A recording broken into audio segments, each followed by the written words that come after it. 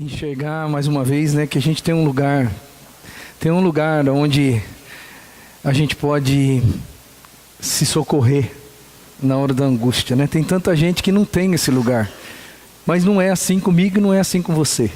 Se você está aqui é porque você tem esse lugar, e esse lugar não é este lugar, é o Senhor, não é mesmo?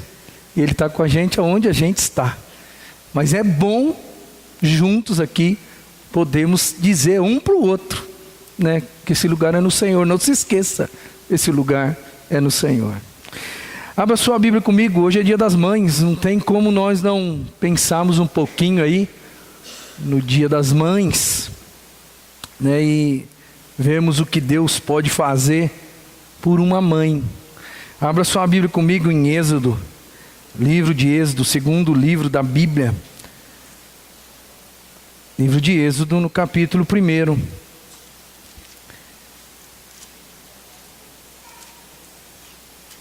E nós vamos ver aqui uma mãe ilustre. Pouca gente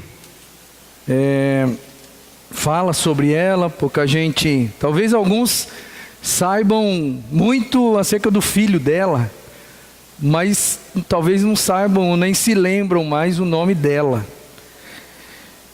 Êxodo capítulo 1, nós vamos ler num primeiro momento aí, ou melhor, nós vamos ler o texto todo, iniciando no versículo 8 e caminhando até o capítulo 2, o versículo 10. Vamos ver um pouquinho da história do nascimento de Moisés e vamos ver juntos aqui o que eles viveram como família e o que a mãe dele vivenciou. Então eu quero junto com você aqui descobrir o que Deus pode fazer na vida de uma mãe. Mãe Joquebede.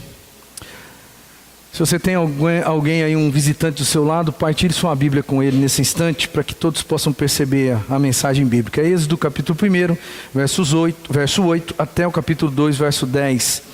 Diz assim a palavra de Deus: Então subiu ao trono do Egito um novo rei, que nada sabia sobre José. E disse ele ao seu povo: Vejam, o povo israelita é agora numeroso e mais forte que nós. Temos que agir com astúcia, para que não se tornem ainda mais numerosos, e no caso de guerra, aliem-se aos nossos inimigos, lutem contra nós e fujam do país. Estabeleceram, pois, sobre eles chefes de trabalhos forçados, para os oprimir com tarefas pesadas. E assim os israelitas construíram para o faraó as cidades celeiros de Pitom e Ramsés. Todavia, quanto mais eram oprimidos, mais numerosos se tornavam e mais se espalhavam. Por isso, os egípcios passaram a temer os israelitas e os sujeitaram à cruel escravidão. Tornaram-lhes a vida amarga, e impondo-lhes a árdua tarefa de preparar o barro e fazer tijolos, e executar todo tipo de trabalho agrícola. Em tudo os egípcios os sujeitavam à cruel escravidão. O rei do Egito ordenou às parteiras dos hebreus, que se chamavam Sifrá e Puá: Quando vocês ajudarem as hebreias a dar à luz, verifiquem se é menino. Se for, matem-no. Se for menina, deixem-na viver. Todavia, as parteiras temeram a Deus e não obedeceram às ordens do rei do Egito, e deixaram viver os meninos. Então o rei do Egito convocou as parteiras e lhes perguntou: Por que vocês fizeram isso? Por que deixaram viver os meninos? Responderam as parteiras ao faraó: As mulheres hebreias não são como as egípcias, são cheias de vigor e dão à luz antes de chegarem as parteiras. Deus foi bondoso com as parteiras, e o povo ia se tornando ainda mais numeroso, cada vez mais forte. Visto que as parteiras temeram a Deus, Ele concedeu-lhes que tivessem suas próprias famílias. Por isso o faraó ordenou a todo o seu povo: Lancem ao Nilo todo menino recém-nascido, mas deixem viver as meninas. Um homem da tribo de Levi casou-se com uma mulher da mesma tribo, e ela engravidou e deu à luz um filho. Vendo que era bonito, ela o escondeu por 3 meses. Quando já não podia mais escondê-lo, pegou um cesto feito de junco e vedou com piche e betume. Colocou nele o menino e deixou o cesto entre os juncos, à margem do Nilo. A irmã do menino ficou observando de longe, para ver o que aconteceria. A filha do faraó descera ao Nilo para tomar banho. Enquanto isso, as suas servas andavam pela margem do rio. Nisso, viu o cesto entre os juncos e mandou sua criada apanhá-la. Ao abri-lo, viu um bebê chorando. Ficou com pena dele e disse: esse menino é dos hebreus. Então, a irmã do menino aproximou-se e perguntou à filha do faraó: a senhora quer que eu vá chamar uma mulher dos hebreus para amamentar e criar o menino? Quero, respondeu ela. E a moça foi chamar a mãe do menino. Então, a filha do faraó disse à mulher: leve esse menino e amamente-o para mim, e eu lhe pagarei por isso. A mulher levou o menino e o amamentou. Tendo o menino crescido, ela o levou à filha do faraó, que o adotou e lhe deu o nome de Moisés, dizendo: porque eu o tirei das águas. Vamos orar mais uma vez? Senhor, nós estamos aqui diante da história do nascimento de Moisés, e agora nós queremos juntos aqui descobrirmos mais uma vez, ou pelo menos relembrarmos, acerca daquilo que o Senhor fez na vida de Joquebede, sua mãe. Eu peço em nome de Jesus que cada mãe aqui possa perceber que o Senhor continua sendo o mesmo Deus, e que o Senhor pode fazer todas as coisas para os nossos filhos e para os filhos dos nossos filhos. Que em nome de Jesus haja agora uma fé fortalecida, robustecida no coração desta mãe, que talvez imagine que o seu problema seja o problema mais difícil do mundo e que ela não tem como solucioná-lo. Que em nome de Jesus ela possa, à luz daquilo que vai ouvir nessa noite, que é apenas um relato bíblico, que ela possa perceber a grandeza do Senhor, que ela possa perceber o que o Senhor é capaz de fazer por uma mãe. Que toda honra e toda glória sejam dadas ao Senhor, e que o Senhor ministre os nossos corações nessa noite, em nome de Jesus. Amém. O que Deus pode fazer na vida de uma mãe? Então, já que o Dia das Mães, nada mais apropriado do que uma palavra que fortaleça o coração delas hoje, né?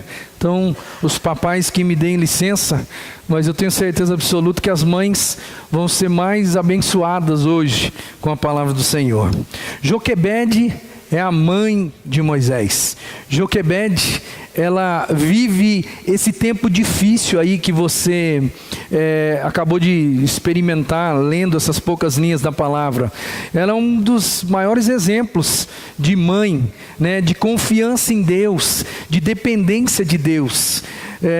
Eu não sei qual é o drama que você está vivendo hoje com relação aos seus filhos, mas eu tenho certeza que não é algo parecido, semelhante com o que essa mulher viveu, né? De ter que abdicar do filho e fazer uma cestinha e colocar essa criança recém-nascida com 3 meses de idade. Você lembra quando seu filho tinha 3 meses? Você lembra, mãe?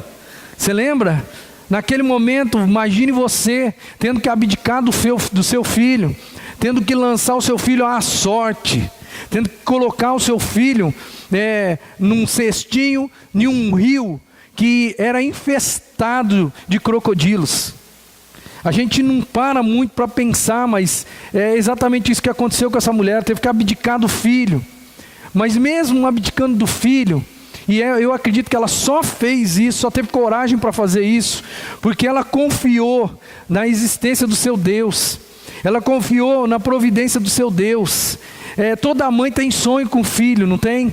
Toda mãe, quando tem um filho, ela já quando pega essa criança nos braços, não importa se é um menino ou uma menina, ela sonha, ela faz um projeto de vida para aquela criança que mal chegou, que não sabe nem o que é a vida direito, mas a mãe, ela já tem um projeto de vida para aquela criança.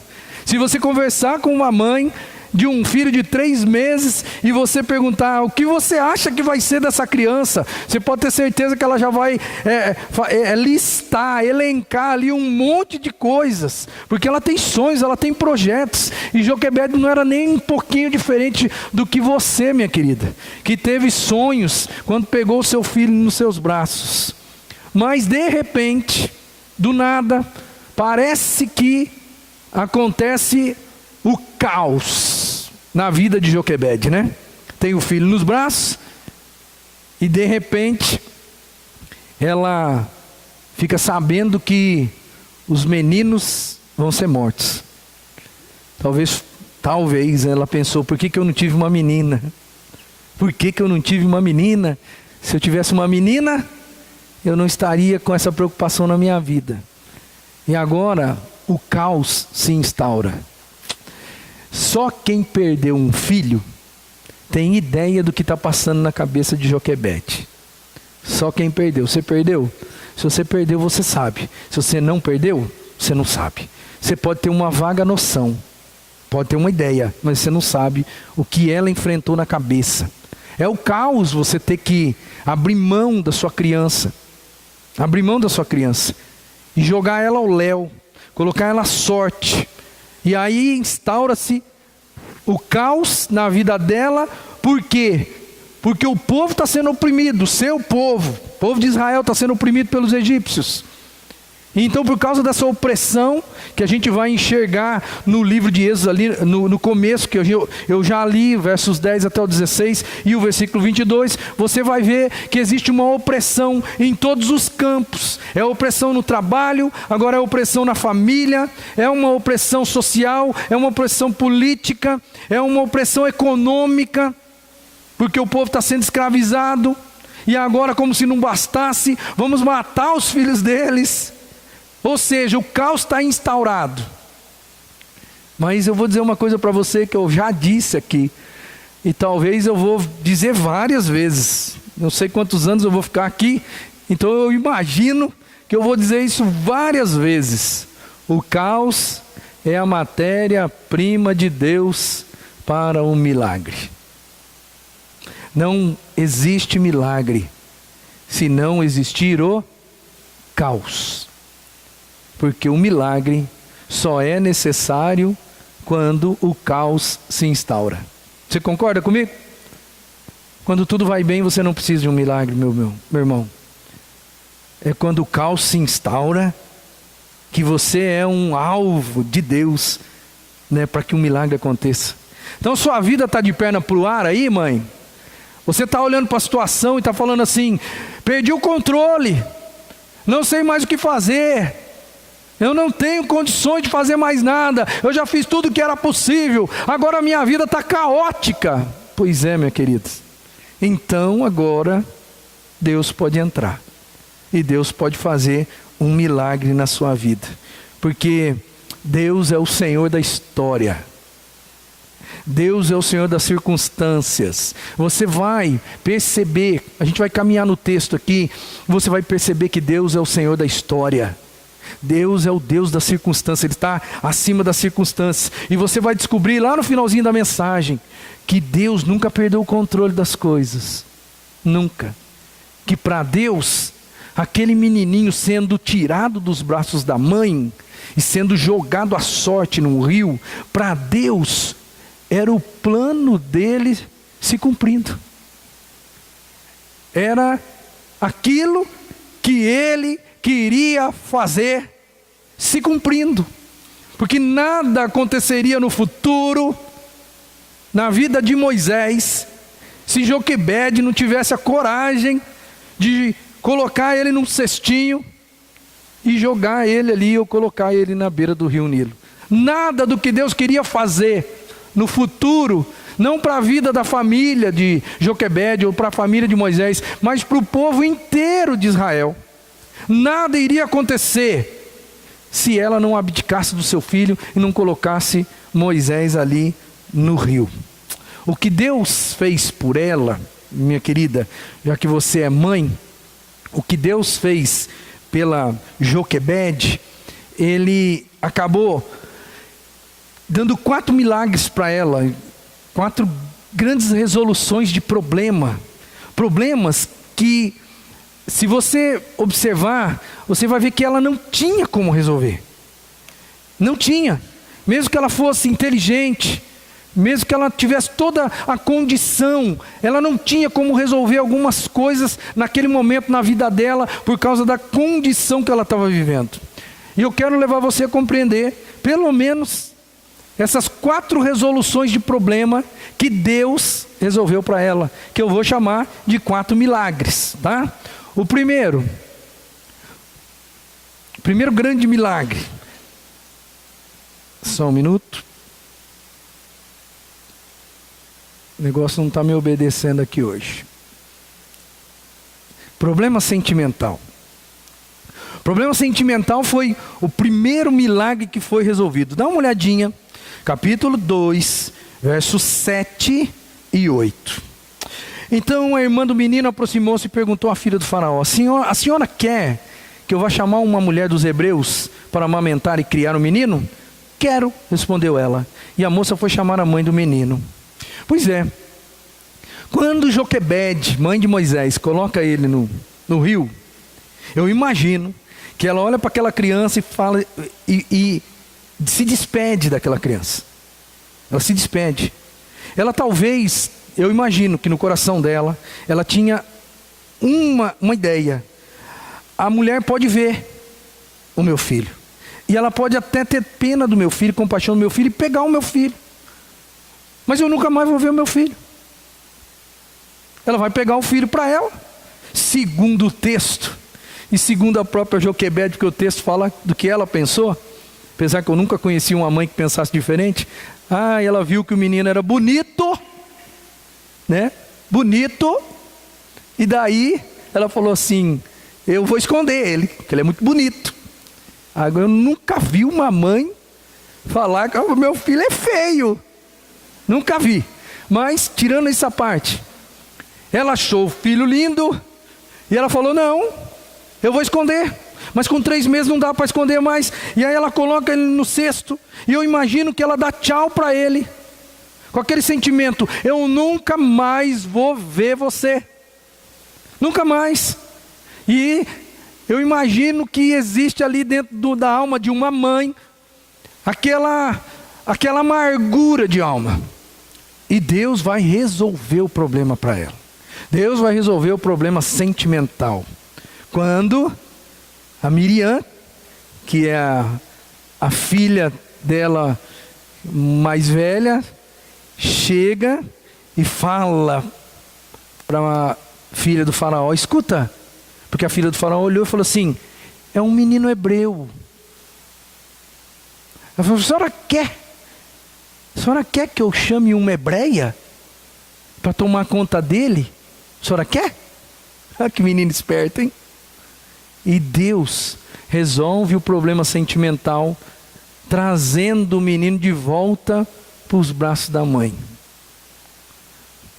Eu imagino que Joquebede não tinha isso na cabeça. Eu imagino que quando ela colocou ali, ela deixou a sorte. Eu acho que ela fez uma oração do tipo: Senhor, cuida do meu filho, tem misericórdia desse, mas mantenha ele vivo. É só isso que eu peço. Mantenha ele vivo, porque estão matando os meninos. Mantenha ele vivo. E o que Deus faz? Deus dá mais do que ela pede. Deus não só mantém ele vivo, como traz ele de volta para ela. E Deus dá a graça que só as mães entendem. Nós homens nunca vamos conseguir entender. Deus dá a graça de Joquebede poder amamentar essa criança. Provavelmente ela esticou essa amamentação até a última gota de leite que o corpo dela produziu. Não foi que nem você não, minha querida. Falou assim: eu não aguento mais, vamos comprar NAN para essa criança, porque eu não aguento mais. Não. Muito provavelmente ela esticou todos os dias até o dia que ela viu que não tinha mais leite. E ela falou: agora não dá. Agora então ela manda o filho para a filha do faraó terminar. O filho vai ser criado pela própria mãe, meu querido. É o primeiro milagre que acontece aqui. A mãe vai poder acariciar essa criança.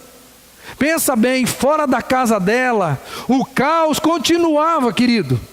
As pessoas continuavam sendo oprimidas. As crianças continuavam sendo mortas. Os meninos continuavam sendo jogados no rio Nilo. Mas aquela mãe, a Joquebede, que provavelmente clamou a Deus, suplicou ao Senhor. Ela tem os seus filhos no braço, ela tem seu filho nos braços. E ela está lá de uma maneira muito segura, muito tranquila.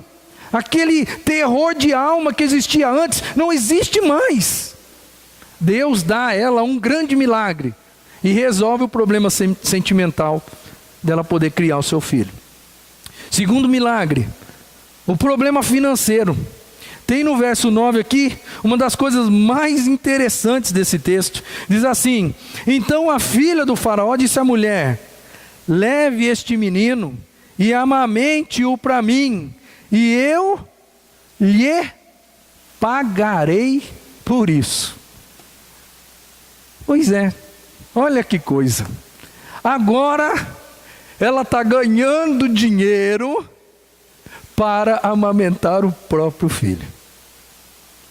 Deus resolve o problema financeiro dela. A gente não pode esquecer, o caos continua instaurado. Quem é o povo de Israel? É um povo assalariado? Eles eram escravos. Eles trabalhavam de graça. Eles trabalhavam para comer. Lembra quando o povo saiu do Egito e foi andando no caminho, começou a reclamar com Moisés? Eles não reclamavam do salário que eles ganharam. Lembra que eles falaram assim: lá no Egito, a gente pelo menos tinha uma boa refeição. A gente comia cebola, a gente comia melão, a gente comia isso, alho, poró, a gente comia um monte de coisa. Você lembra quando eles estavam no deserto reclamando com Moisés? Eles reclamavam lembrando daquilo que eles comiam só. Porque era só isso que eles tinham mesmo, querido. Eles não tinham salário, eles não ganhavam dinheiro. Eles ganhavam comida para se manterem vivos para o outro dia de trabalho. Na verdade, os egípcios não estavam alimentando o povo de Israel de uma maneira farta, porque eles gostavam do povo de Israel. Estavam alimentando como você alimenta um cavalo, porque você sabe que você tem que alimentar ele muito bem hoje, para ele aguentar o tranco de trabalho amanhã. E a Joquebede, a mãe, que devia estar oprimida, agora ela está ganhando dinheiro para amamentar o próprio filho. Eu estou falando para você que Deus nunca perdeu o controle da situação. O caos está instaurado, não está? O caos está instaurado, mas o plano e o projetinho de Deus está acontecendo. E Deus é tão bom que, como eu disse agora há pouco aí na metade do culto, Deus faz transbordar as bênçãos na nossa vida, inclusive na área financeira também, irmão. Porque Ele tem um plano, Ele tem um propósito. E aqueles que creem, aqueles que fazem as suas orações no sentido de falar: Deus, o caos está instaurado, eu não sei o que fazer, agora estou na tua dependência, agora o filho é teu, não é meu mais, eu não tenho como cuidar, eu não tenho como resolver a situação. Pois é, Deus tomou conta da situação e Deus resolve o problema financeiro, porque agora ela está ganhando. E Deus é bem humorado, né? Deus é bem humorado, porque agora quem está pagando a Joquebede era o cara que queria matar o filho dela. Você já notou? Parece ironia. Alguém diria que seria ironia do destino. Eu digo que não é ironia do destino, é ironia divina. O cara que quer matar o seu filho, que manda jogar no Nilo todos os meninos, inclusive o seu, agora é do bolso dele que sai a grana para você cuidar, amamentar, acariciar e ficar com seu filho. Deus tira o dinheiro do opressor e dá o dinheiro para o oprimido. Você concorda comigo que Deus nunca perdeu o plano? Deus não saiu nada do projeto dele, que ele tinha tudo nas mãos.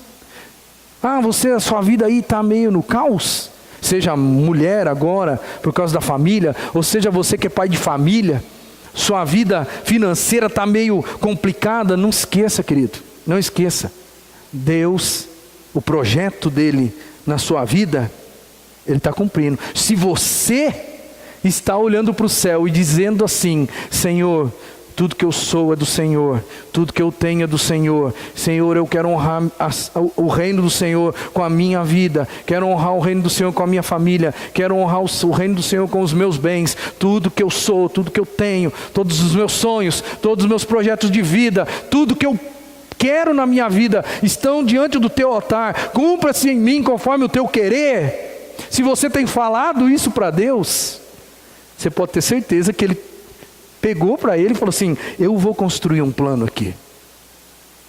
Foi mais ou menos isso que aconteceu com a vida de Moisés, filho da Joquebede. Deus não resolveu só o problema financeiro dela, Deus vai resolver outro problema, que é o problema da formação religiosa. Quando Joquebede coloca aquele menino no cesto e dá tchau para ele, ela dá tchau para todas as esperanças do coração dela de criar um filho dentro do padrão religioso do povo de Israel, do Deus de Israel, o Deus de Abraão, de Isaac e de Jacó, certo? O Deus que eles tinham um relacionamento, uma intimidade. Quando ela joga aquele menino no rio, ela pensa consigo mesma: não tem mais jeito, quem vai ensinar ele que existe um Deus? Quem vai dizer para ele que existe um Deus? Pois é, quando Deus dá essa guinada e traz de volta o filho para ela, para o seu seio, e ela continua a cuidar da criança ali, é muito provável que naquele momento, ou naqueles momentos, ela falou de Deus para ele. E quando eu digo que ela falou de Deus para ele, eu imagino que toda mãe que se preza, toda mãe crente de verdade mesmo, não perde uma oportunidade de falar de Jesus e de falar do amor de Deus para o seu filho. Você vai ver aí lá na frente, eu vou trazer uma palavra aqui que é interessante para a gente, que é a ideia de que o menino, né, às vezes assim, já dentro da barriga da mãe, a gente fala com a criança, não fala?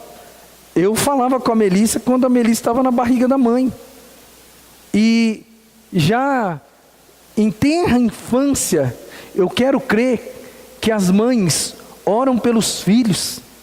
E quando eles são pequenos, bem pequenininhos, eu quero crer que as mães, mesmo sem o filho entender muito bem, estão falando de Deus para os seus filhos. Eu fico imaginando que Deus, Ele vai sendo revelado através das suas mães para as suas crianças. E eu imagino, né, à luz de tudo isso que eu coloquei, que Joquebede não perdeu a oportunidade de falar do Deus dela, do Deus da sua família, para aquela criança que estava ali nos seus braços. Deus acaba resolvendo o problema da formação religiosa. Mesmo em tenra infância, a gente deixa marcas na vida dos nossos filhos. A Melissa tem 6 anos de idade. 6 anos de idade, vai fazer 7 agora no final do ano, no final do mês. Mas a Melissa sabe exatamente quem é Deus. Se você conversar um pouco com ela, ela vai te surpreender, porque ela conhece Deus. Com 6 para 7 anos, ela sabe o que Deus é capaz de fazer. Não só pelo que ela foi instruído, mas pelo que ela já viveu com Deus, pelo relacionamento que ela já teve com Deus. Mas isso não acontece do nada, irmão. Isso não acontece ao acaso. Deixa uma criança jogada no nada e ela vai ter nada na cabeça. E instrua a criança no caminho em que ela deve andar, conforme diz o texto, e ela não se desviará dele, conforme diz o texto, mesmo quando ela venha a ser adulta. Então, meu irmão, tem um relato aí de Hebreus que eu quero partilhar com você. Hebreus capítulo 11, o autor de Hebreus vai falar de Moisés, e ele fala assim, pela fé, Moisés já adulto, recusou ser chamado filho da filha do faraó, preferindo ser maltratado com o povo de Deus, a desfrutar os prazeres do pecado durante algum tempo. Por amor de Cristo, considerou a desonra riqueza maior do que os tesouros do Egito, porque contemplava a sua recompensa, pela fé, saiu do Egito, não temendo a ira do rei, e perseverou, porque via aquele que é invisível. E aonde é que Moisés teve as primeiras lições que fizeram com que ele tivesse, de verdade mesmo, essa perspectiva de vida aí, que era muito melhor para ele, já adulto, ser chamado de escravo, e não príncipe. Irmãos, pensa bem, escravo e não príncipe. Ele toma essa decisão adulto, mas eu pergunto para você, de onde veio essas lições? É muito provável que lá, quando ele estava no colinho da mãe, porque depois dali, eu não sei quanto tempo, a Bíblia não fala quanto tempo ela ficou com ele. Chegou um momento que ela levou ele para Faraó, para a filha do Faraó, e a Bíblia diz que a filha do Faraó o adotou. Então daquele momento em diante, cortou-se o laço. Não tinha visitinha. Não se esqueça que a filha do Faraó não sabia que Joquebede era mãe dele. Para a filha do Faraó, Joquebede era uma hebreia qualquer, que podia amamentar e pegou a criança para amamentar. Não tinha na cabeça da filha do Faraó a ideia de que ela, por humanidade, de vez em quando levaria a criança para a mãe ver, para fazer um aconchego, um afago e depois levar para o palácio. Não tinha esse negócio. Não teve esse negócio. Então da onde, meu irmão? Da onde que Moisés tirou a ideia clara de que ele era um hebreu, mas de que ele não era pura e simplesmente um hebreu, que o hebreu tinha um Deus e que ele tinha um Deus? Da onde que ele tirou esse negócio? Se não dos braços da mãe, em tenra infância. É muito provável que foi isso que aconteceu. Deus resolveu o problema da formação espiritual e religiosa da mãe, que era um problemão para a mãe. Mas não tem só isso. Tem mais aí um problema que Deus resolveu. E nessa Deus foi bem interessante também, né? Deus resolveu o problema da formação educacional. Mãe, você quer que o seu filho passe no vestibular? Sim ou não? Ih, está muito fraco. Mãe, você quer que seu filho passe no vestibular? Sim ou não? Sim. Você quer que o seu filho se forme na melhor faculdade ou na melhor universidade do país? Sim, todo mundo quer. Mas quando Joquebede joga aquela criança no rio, ela pensa, não vai ter formação, não vai ter nada, sabe Deus o que vai acontecer com o meu filho. E aí, Deus coloca ele aonde, irmão? Deus coloca ele na melhor universidade do mundo. Porque o Egito, daquela época, a casa do Faraó, naquela época, era a Casa Branca, irmão. A Casa Branca nos Estados Unidos. É a única noção, mais ou menos, que a gente pode, a única comparação que a gente pode fazer. Na Casa Branca, os filhos dos presidentes, muito provavelmente, são educados aonde? Lá dentro. E são os melhores professores que certamente deixam suas casas e vão até o palácio ensinar as crianças. Pois é, o filho de um escravo, agora ele está na Universidade do Egito, no melhor lugar do mundo para poder estudar. Ele está dentro da casa do Faraó, ele é príncipe, ele vai ter uma educação de príncipe, porque a Bíblia diz, no capítulo 2, versículo 10, que a filha do Faraó o adotou. E agora ele é príncipe, legítimo, porque ele é adotado. A mulher dá um nome para ele, não foi a Joquebede que deu o nome de Moisés. Quem deu o nome de Moisés a Moisés foi a filha do Faraó. que disse: vou chamá-lo de Moshe. Por quê? Porque foi tirado das águas. Moisés significa tirado das águas. E ela adota aquela criança. Adota. E agora ele vai ser príncipe. Você lembra do caos? Lembra do caos há 15 minutos atrás aí? Dos meninos sendo mortos, da escravidão, do chicote nas costas das pessoas. Pois é, eis ali uma mãe agoniada, clamando a Deus para que alguma coisa acontecesse. E agora esse filho é príncipe.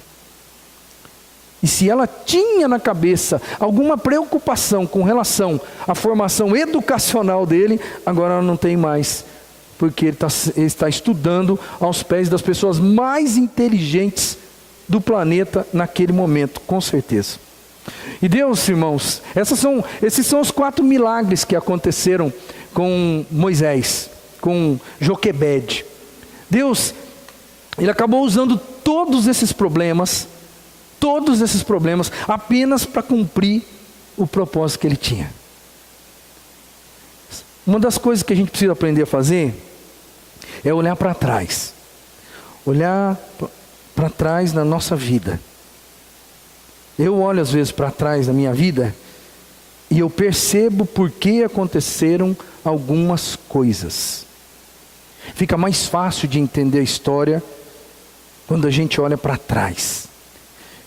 E quando a gente olha para trás na vida de Moisés, você vai descobrir por que tudo isso aconteceu. Deus iria um dia chamar esse homem chamado Moisés. Chamar ele para libertar o povo da escravidão do Egito. Para fazer isso, não dava para ser qualquer pessoa.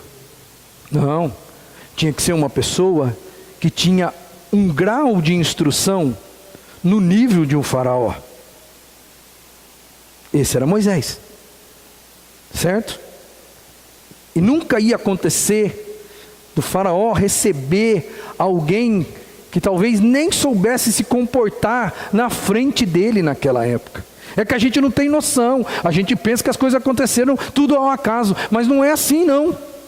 Faraó jamais receberia alguém se essa pessoa que estivesse ali chegando não soubesse o que deveria ser feito, como deveria ser feito, como deveria se proceder.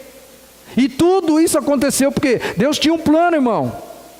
E ele sabia que precisava com que uma criança hebreia fosse parar ali, dentro da família de Faraó, para que um dia esses dois tivessem um encontro e um embate, se é que eu posso assim dizer. Deus estava preparando Moisés. Deus estava preparando Moisés para libertar o povo. Agora, Joquebede, quando é que Joquebede entendeu esse negócio? Que Deus estava preparando o filho dela para uma grande missão. Quando que Joquebede foi entender esse negócio? Só quando ela estava muito madura, muito experiente, muito velhinha, que daí viu o filho, que provavelmente chegou para a mãe e disse: mãe, Deus está me chamando. Eu digo que Moisés provavelmente fez isso, não está escrito na Bíblia não, mas se tem uma coisa que, e aí eu digo de cadeira, a primeira pessoa que eu compartilhei o meu chamado ao ministério pastoral foi a minha mãe. Primeira pessoa. Quando Deus falou comigo, e quando eu percebi que Ele queria isso de mim, e quando eu vi que a coisa era séria, a primeira pessoa, cheguei em casa, falei assim: mãe, Deus está me chamando para um negócio que eu não sei o que é ainda, mas Deus está me chamando.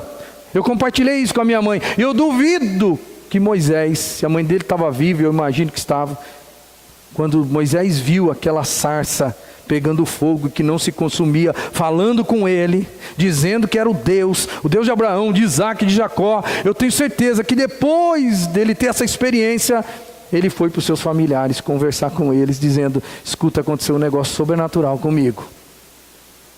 Quando que a mãe foi perceber? Só lá na frente, olhando para trás. Aí ela percebeu: tinha sentido no plano de Deus eu colocar ele na cestinha de junco no rio Nilo. Tinha sentido, tinha um porquê. Aquilo não foi lançar a sorte. Não, aquilo foi começar o plano de Deus na vida do meu filho. Era o caos? Era o caos. E daí?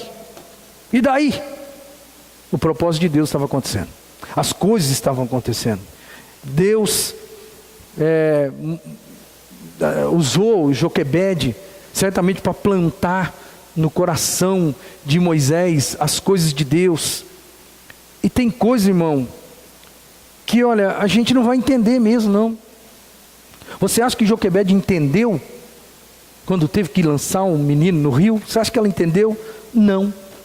Demorou anos e anos e anos e anos para ela perceber o que estava acontecendo. Então, mãe, se a situação está caótica hoje, o negócio está difícil, você pensa que está tudo fora do controle, se a sua vida e a vida do seu filho estão diante do altar do Senhor, fica em paz, fica tranquila, porque Deus está no controle. Você de fato entregou a vida do seu filho para Ele, para Deus? Você de fato entregou a sua vida, os seus planos, os seus propósitos de vida na mão do Senhor? Então, se está um caos, meu querido, aguenta firme aí, porque um dia você vai olhar de lá para cá, ou seja, do futuro você vai olhar para o passado, e você vai perceber por que aconteceu algumas coisas na sua vida. Você pode ter certeza que isso vai acontecer com você. Eu quero começar a terminar essa palavra no seu coração. Mãe, talvez você veja grandes dificuldades na vida do seu filho hoje. Talvez você olha e o caos está instaurado. E você não consegue compreender aquela situação. Às vezes você não consegue nem sequer aceitar essa situação. Mas eu quero dizer para você, faz aquilo que você pode fazer. Mãe, se você está vendo que existem grandes dificuldades, ore. Coloque a vida do seu filho diante do altar do Senhor. Coloque a sua vida diante do altar do Senhor. Viva na presença de Deus. Coloque o seu filho dioturnamente nas mãos e nos braços de Deus. Se você está aqui sozinho, sua mãe não está aqui, eu digo para você que é filho, diga para Deus: Deus, eu quero colocar a minha vida no teu altar, eu quero me doar para o Senhor, eu quero entregar a minha vida para o Senhor, porque quando a gente faz isso, Deus corrige os rumos da nossa vida, e não importa se a gente está no caos, não importa se a gente é escravo, não importa se a gente não tem dinheiro, não importa se a gente não tem perspectiva de vida, se a gente se coloca no altar do Senhor, de um jeito ou de outro, Ele vai corrigir o percurso. O que a gente precisa fazer é a nossa parte. Clamar ao Senhor para que Ele faça a parte dele. Por isso eu vou dizer, faça o ordinário e espere o extraordinário. O que é fazer o ordinário? É você fazer as coisas básicas que você pode fazer. E uma das coisas básicas que toda mãe pode, deve fazer, é levar o seu filho aqui na mão, ela ter plena comunhão com Deus, e em tendo plena comunhão com Deus, ela levar o filho aqui na mão para ter comunhão com Deus. É estar junto com esse Deus. Mãe, nenhuma criança vai sozinha ter a graça de ser discipulada. Nenhuma criança. Ou você pega ela pelo braço e você leva, nem que for arrastada num primeiro momento, ou você faz, o ordinário é esse, é isso, é você fazer a sua parte. Por que eu digo isso? Porque eu vejo mães, agora eu vou ter que falar mães e pais, é claro, que eu não quero pegar no pé da mãe, logo no dia da mãe, não quero. Mães e pais que não têm uma comunhão autêntica com Deus, mas na hora que o caos se instaura, querem que Deus resolva a situação.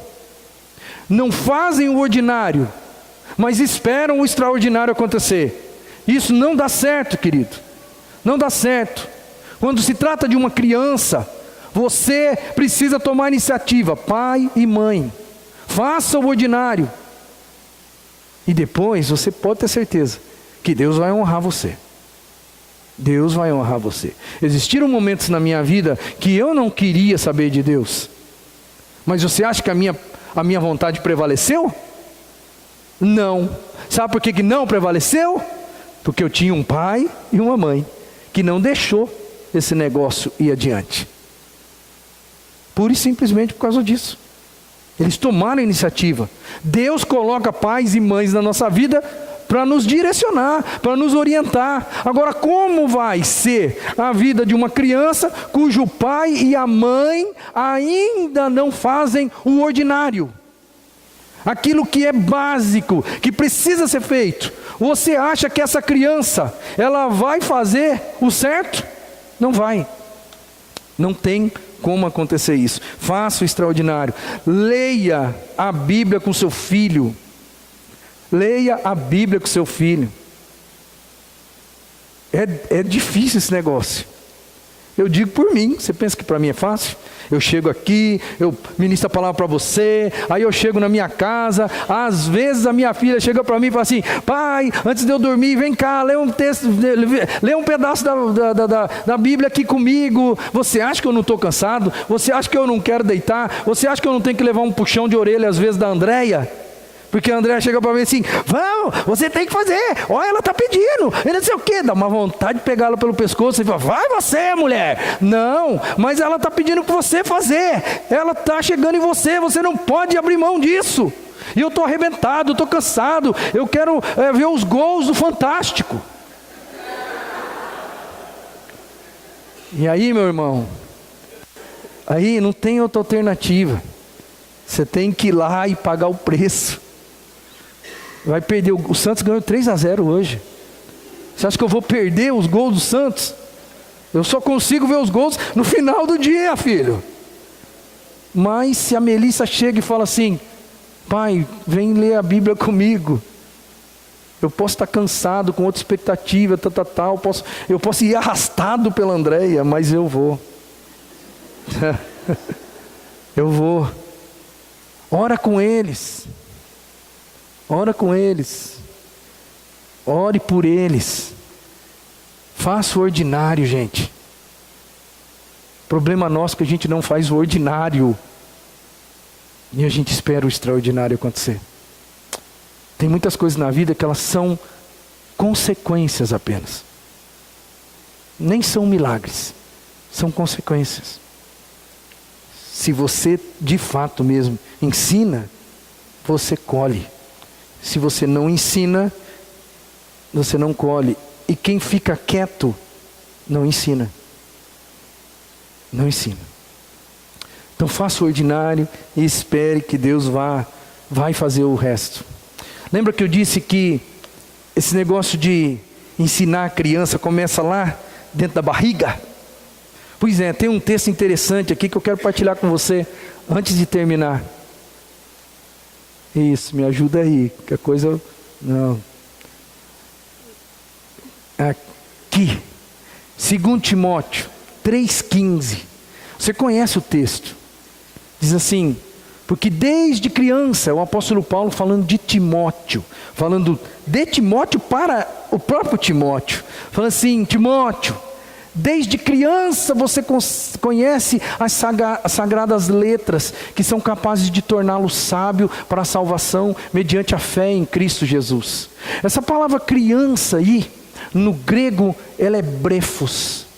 E brefos é a mesma palavra usada quando Maria, mãe de Jesus, está grávida, e chega para encontrar Isabel. E quando ela chega ali, ela fala assim: quando eu vi você, a criança no meu ventre, ela mexeu aqui de um jeito diferente. Você lembra desse texto? Lembra? Você sabe qual é o substantivo usado ali, quando Maria diz assim: a criança no meu ventre, ela se mexeu de uma maneira diferente? É brefos. Brefos. Então, traz essa ideia para esse texto aqui, quando o apóstolo Paulo fala assim para Timóteo: Timóteo, Eu sei da fé não fingida da tua mãe e que habitou também na tua avó.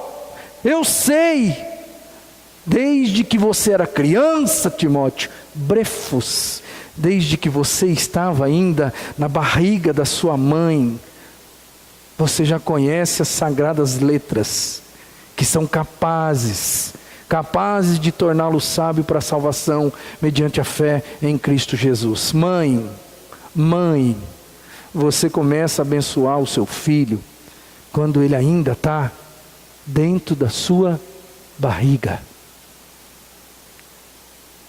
Você é um ser de Deus, e você deve falar de Deus para o seu filho, quando ele estiver já dentro da sua barriga.